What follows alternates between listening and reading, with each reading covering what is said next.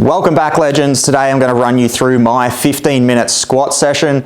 My wife is away for 2 weeks at the moment on a self-sufficient 14-day hike, so I'm at home on my own with the kids. So my training time has become a little bit more compressed, got a fair bit going on. So this is one way that I train when I don't have much time available. It's a common thing I hear from people, whether it be their cardio training or their strength training, is I don't have enough time. But what that actually means is most people don't have 60 minutes to do a gym session or 2 hours to go and do a mountain bike or a road cycle ride. So they just don't do anything at all. So I've had plenty of instances in my own life and with clients who have had compressed time to train. So when that happens, we bring the training duration down and the frequency up. So we're training every day. They might just be short sessions. And when we do that, we kind of cut the fluff out and just focus on the big rocks. And that might be just like this session I'm going to run you through today, picking one exercise. You're just going to come into the gym. We're going to warm up. We're going to hit one exercise. We're going to go really hard on it. Well, when I say really hard, we're not maxing out, but we want to get like up to say a 7 out of 10, like a 70% intensity. And then we pack it up. We're done. So I'm going to start my watch, put myself on the hook here with the trusty old Garmin. I'm going to start the watch. I'm going to run you through, like, it's going to be a very, very basic warm up. I'm just going to do 2 minutes on that rower, and I'm basically going to get straight into squatting. I'm going to run you through some of the reasons behind why I make the choices I make through this workout, and we'll see how long it takes me. So, just an easy 2 minutes on this rower. Personally, for me, I find sitting on a 2 minute pace, 2 minute 500 average, is a nice, easy aerobic warm up pace for me. So that's all I'm doing here. Just getting a bit of blood flowing, ticking over.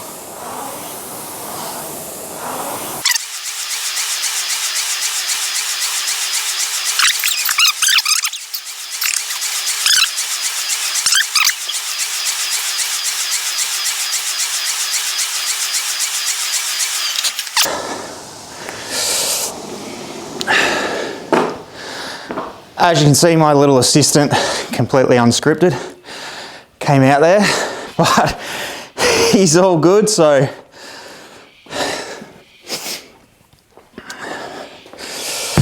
like I said, basically just gonna get straight into squatting. I use a heel wedge. I've got terrible ankle mobility. Crashes when I was younger on my dirt bike. I was young, dumb, never did any rehab. So I've got poor ankle mobility. Outside of that, using heel wedges, really great way to achieve a nice deep squat pattern. So I always like these counterweight squats, holding that plate out in front, get a nice deep squat pattern. Just looking to get into that bottom part of our squat.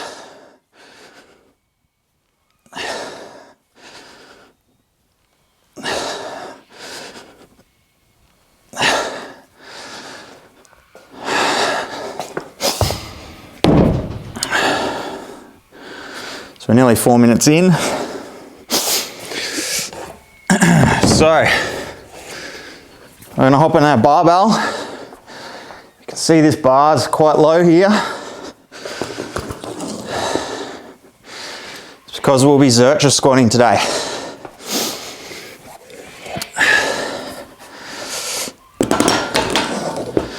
I get lots of questions from people about why I Zercher squat.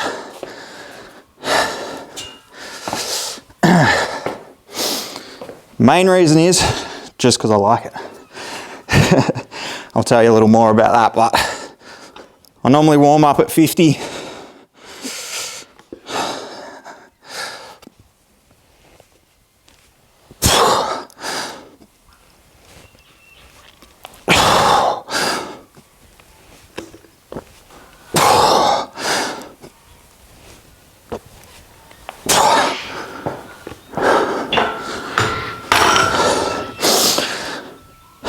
So The main reason I love a Zercher squat is it allows me to get a more upright squat pattern, a more quad dominant squat pattern. Any squat variation, even like a front squat, obviously, where we've got the weight in front of us, anterior load, it allows us to shift our center of mass back behind the weight, which should allow us to keep our torso a little bit more up and down. The heel wedge also helps us achieve that. What that means is more up and down. Translation, the pelvis is going to be a more quad dominant squat pattern. So for me personally, it just feels really good. Honestly, like,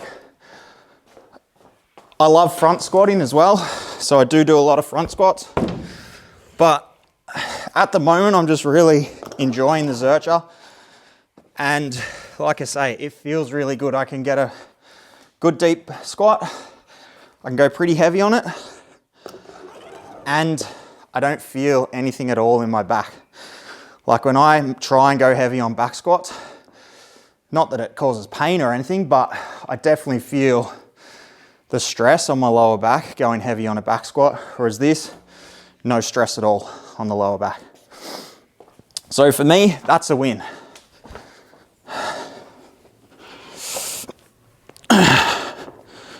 So we'll just hit a triple this set.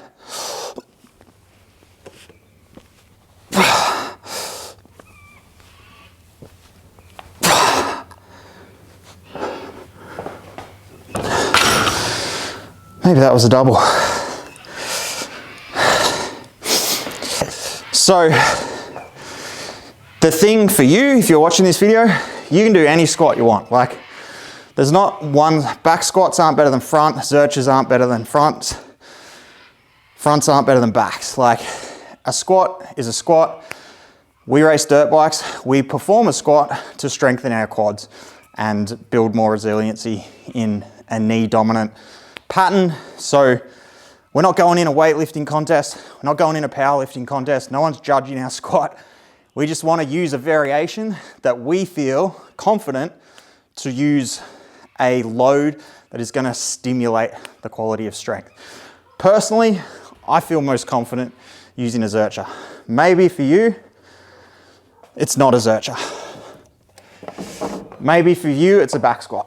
I got plenty of clients that love back squatting and are really good at back squatting ass to grass. So that's their primary squat variation. I got clients that love front squatting. So front squat is their primary squat variation.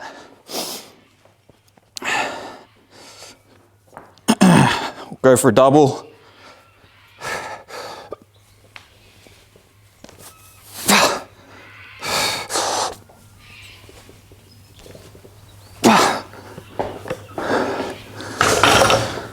So,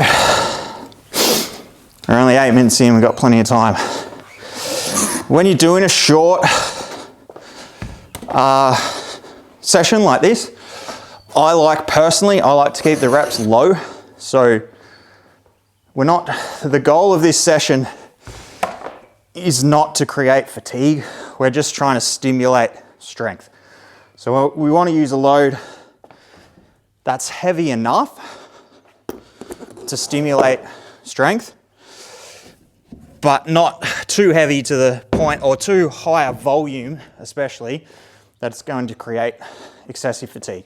Because we are trying to like cram a fair bit of work into a short time frame. There's quite a bit of density there. So we want to keep the intensity up and the volume down. So again, you could just choose a rep range that you feel confident in. Maybe that's 5s, maybe that's 8s, maybe you feel most confident doing 10s. I don't mind. My point here is, it's just choose a rep range that you feel confident to use. For me personally, when I do this, it's either 2s or 3s. So again, I feel like I can hit decent heavy weight for doubles and it doesn't create any excessive fatigue.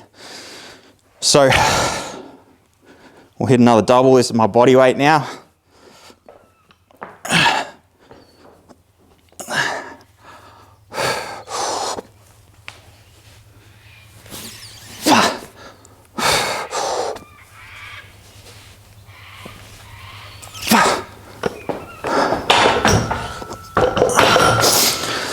So one of the big questions people ask about Zerchers, doesn't it hurt your elbows? So the truth to that question is yes, it does, especially the first time you do it. Now, I've coached plenty of people in the gym to do front squats, to do back squats, and I can tell you without a shadow of a doubt, you probably know this if you have learnt how to back or front squat.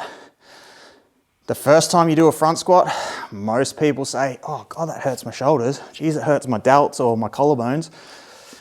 First time people ever do a back squat, geez, it hurts the back of my shoulders. Oh, I can really feel that barbell there. Same thing on a Zercher. Obviously, I'm using a hoodie here today. It's a nice crisp single digit morning in Northeast Victoria. So I can wear a hoodie. It does give a little bit of padding on the elbows. Again, it's just one of those things that honestly, the first 2-3 times I Zerchered and put some heavy weight on there, I definitely felt it in my elbows, not gonna lie. But like everything, it adapts pretty quick. If that's the deal breaker for you, just use a pad. Like you can get one of those bar pads, the clips over the bars, just run one of those. No big deal. Again, we're not here to judge. Doesn't mean you're weak if you use a pad. Just means that's what you do to get the job done. So if you want to experiment with Zerchers, is I guess my point there. If you want to experiment with Zerchers and you're a little bit concerned about the elbows and the pain, just use a pad. Throw a pad on there. All right, so we've got 90 here now. I'm gonna hit another double.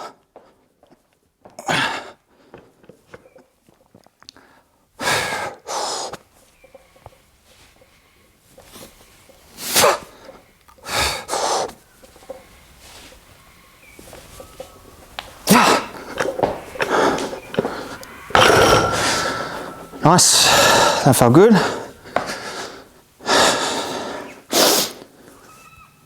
12.5 minutes. All right, so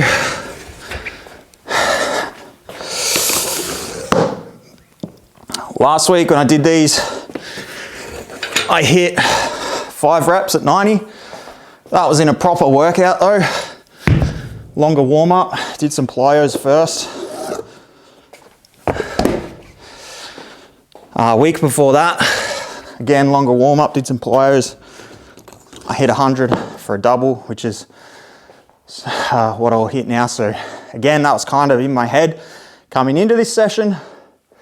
That was a little bit of a goal. I knew I was just going to hit some doubles and I wanted to get a decent heavy weight. So in my head, it was like, okay, I'm going to hit a double at 100 for my top set. Now, that being said, I never really know how I'm gonna feel, and you never really know how you're gonna feel until you actually start the session. So normally like that body weight set I find on a squat anyway, once I get around my body weight, that it's heavy enough for me to get a good idea of where my leg's at. If I put my body weight on, I'm like, Jesus Christ, that feels like 200 kilos. Probably not a day that I'm gonna hit a heavier load or have a really good day. And on the flip side, some days I come in, I'm like, geez, that's flying up. I'm gonna keep adding the weight. So my point there is, you just never know until you start training. But again, for a session like this, when it's condensed, we're trying to get a bit of volume done in a short window of time. You don't have to max out. Like my goal on these over the next sort of 4 weeks of my training is to get my 5 rep weight over 100 and to get my doubles, like be able to hit a double at 120. That's what I'm working towards over the next sort of 4 to 6 weeks. I obviously wouldn't go for that in a session like this where I've had a condensed warm up and it's in less than 15 minutes. So my point there is just use a weight that you're confident to use. You don't have to max out.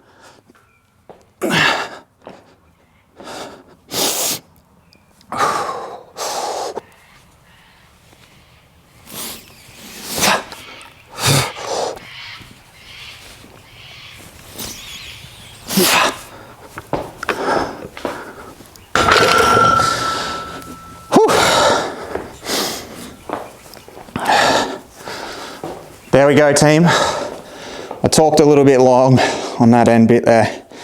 15 minutes and 20 seconds. So, that's a 15-minute session. You can pick any exercise and do that. Doesn't have to be a squat, could be a goblet squat, could be an RDL, a deadlift, could be an upper body exercise. My point there is, you do have time to train. I would honestly give every single person permission to cut 15 minutes off your bedtime, cut 15 minutes off your sleep, and devote that time to a quick workout like this. You'll sleep a lot better, you'll feel a lot better about yourself, and you will literally make progress. You can make progress with really short sessions. You just have to be consistent with it, and you got to cut the fluff, like I say. Pick one exercise per session. That might mean you have 3 or 4 exercises per week, that's it. And you go really hard on them consistently, and over time, that consistency will pay off. Like I say, don't fall into that trap of not training because you don't have time. You can make a lot of progress with really short, frequent bouts of training. Hope that helps. Drop a comment if there's any other topics or exercise demonstrations or whatever you would like to see on these YouTube episodes. Drop it in the comments and I'll do my best to get them included for you.